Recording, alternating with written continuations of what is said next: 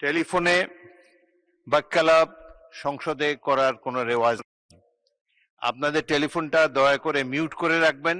যদি একান্তই কথা বলার প্রয়োজন হয় লবিতে গিয়ে কথা বলেন।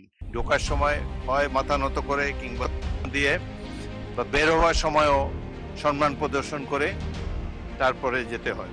সংসদ গ্যালারিতে কেউ আপনাদের জাতীয় সংসদের কার্যক্রম সুষ্ঠু ও নিয়মতান্ত্রিকভাবে পরিচালনার লক্ষ্যে স্পিকার সংসদ সদস্যদের বিভিন্ন বিধিবিধান ও আচরণবিধি সম্পর্কে দিক নির্দেশনা দিচ্ছেন।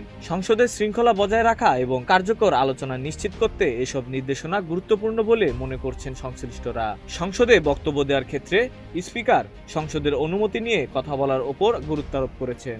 নির্ধারিত সময়ের মধ্যে বক্তব্য শেষ করা এবং শালীন ভাষা ব্যবহারের বিষয়েও তিনি সতর্ক করেছেন। ব্যক্তিগত আক্রমণ বা অশোভন আচরণ থেকে বিরত থাকার নির্দেশও দেওয়া হচ্ছে।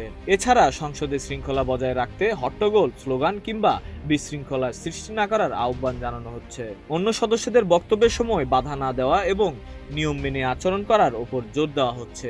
প্রশ্নোত্তর পর্ব পরিচালনার ক্ষেত্রেও নির্দিষ্ট নিয়ম মেনে প্রশ্ন করার পরামর্শ দেওয়া হচ্ছে। সম্পূরক প্রশ্ন সংক্ষিপ্ত ও প্রাসঙ্গিক রাখার নির্দেশনা রয়েছে। বিল ও প্রস্তাব উত্থাপনের ক্ষেত্রে নির্ধারিত পদ্ধতি অনুসরণ করতে বলা হচ্ছে। আলোচনায় অংশ নিতে স্পিকারের অনুমতি নেওয়া বাধ্যতামূলক করা হয়েছে। এদিকে পয়েন্ট অব অর্ডার উত্থাপনের ক্ষেত্রেও সঠিক নিয়ম অনুসরণের বিষয়ে সচেতন করা হচ্ছে, যাতে অপ্রয়োজনীয়ভাবে সময় নষ্ট না হয়।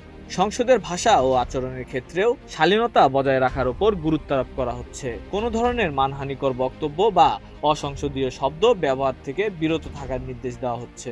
ভোট গ্রহণের সময় কণ্ঠভোট ও বিভাজন ভোটের নিয়ম মেনে চলার পাশাপাশি শৃঙ্খলা বজায় রাখার আহ্বান জানানো হয়েছে।